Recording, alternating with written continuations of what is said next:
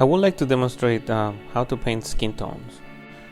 I've created a palette here starting from titanium white, lemon and yellow ochre, and 2 cadmiums, and Alizarin, cerulean blue, Viridian black, and ultramarine.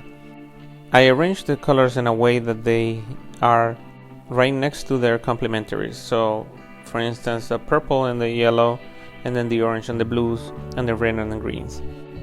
After I've done that, I mix them with white so I can get a gradation.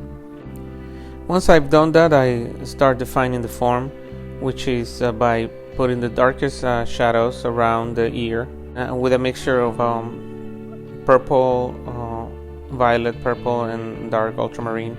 I very rarely use black for my shadows. I like to keep my colors as pure as possible. I start painting the ear from the inside out.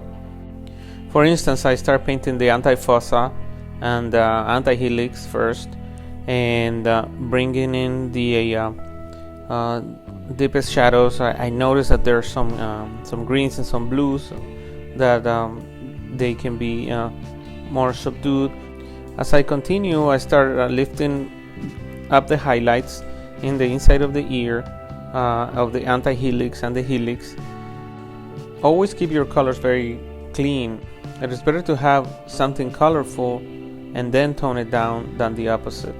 Both of the brushes that I'm using are Filbert brushes.